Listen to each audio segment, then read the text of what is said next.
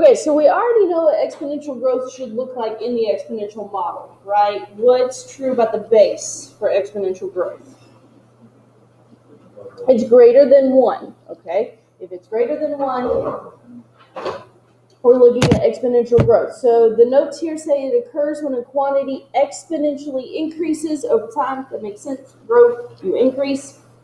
Okay, here's going to be our formula. Typically, let's just say P. Okay, let's say P. Well, no, let's not say P. I'm sorry. Let's not say P. She's throwing me off with her letters here. We'll just say, I usually use a big A, but I don't want to confuse you with the little a. So, okay, well, I'm just going to stick with the big A. Okay, big A stands for amount, what you end up with. Okay, that's equal to A times 1 plus R to the T.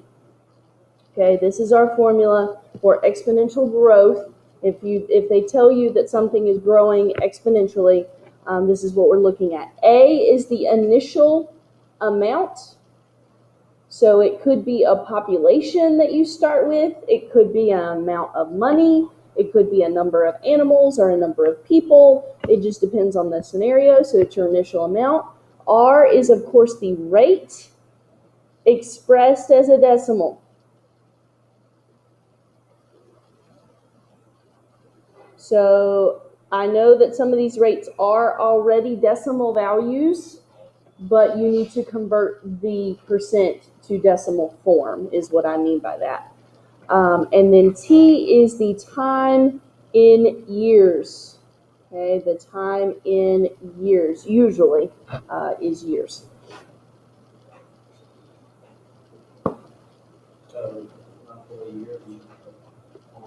You would put a half or, yeah, something like that.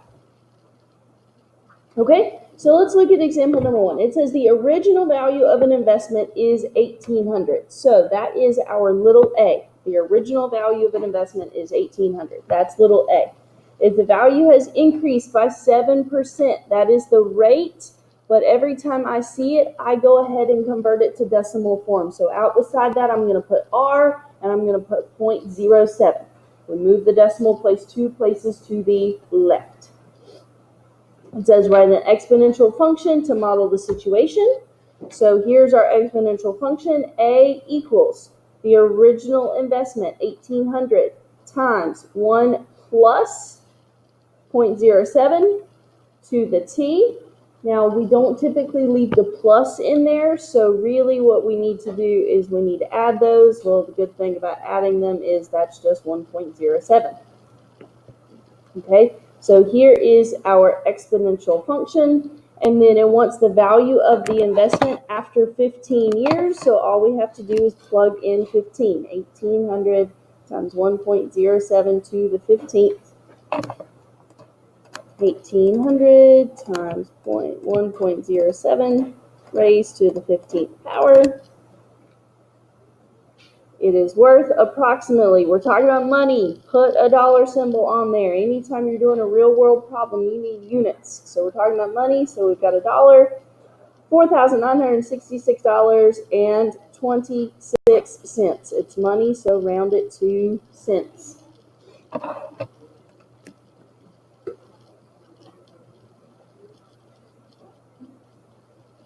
Okay, so pretty good return on investment there.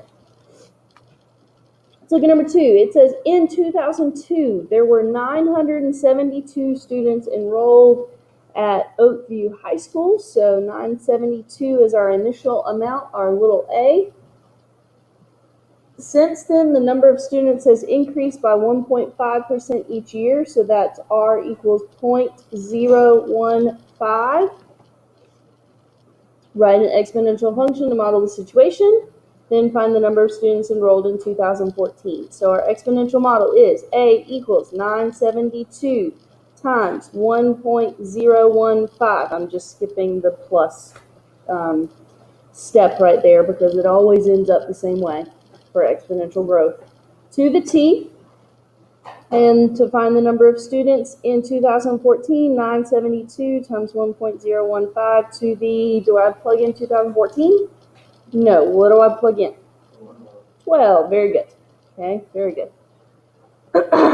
We were starting in 2002, so we need to count the number of years since that 2002. So that's why we plug in 12 instead of the actual year. So 972, 1.015 to the 12th. Here we're talking about students, so we don't talk about fractions of people. Hopefully we're not talking about fractions of people, so we'll just leave that with 1162.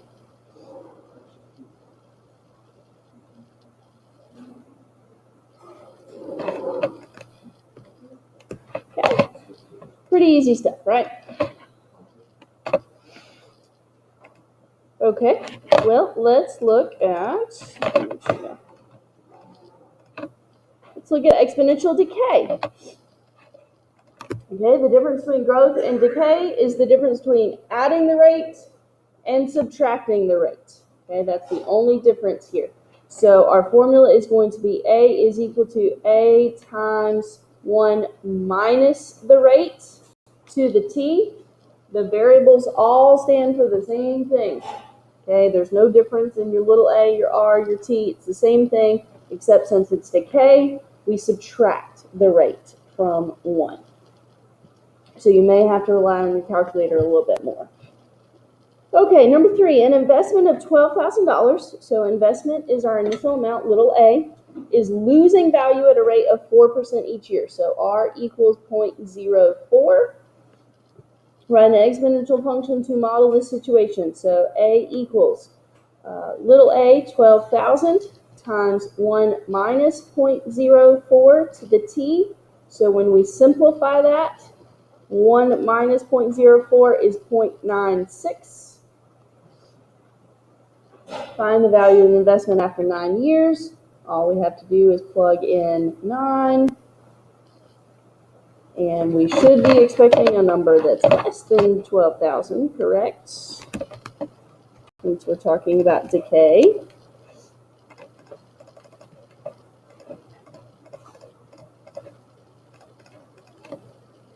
Oh, 9 years, not 12.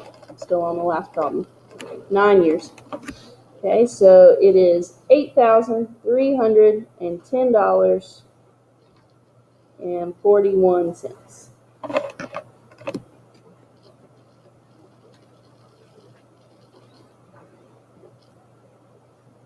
Pretty hard hit there. Almost $4,000 lost.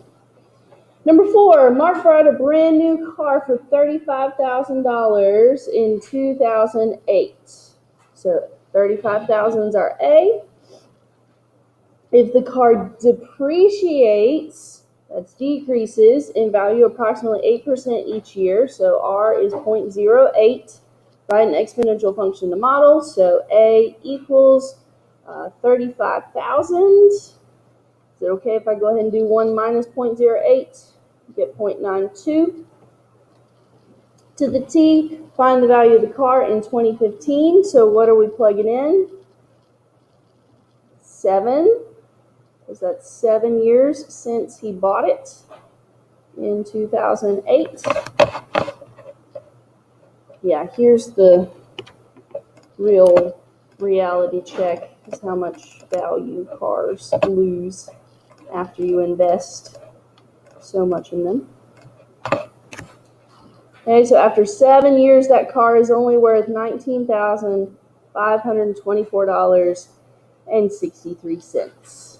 So getting close to half of what he paid for it is how much it's worth. Okay? All right, so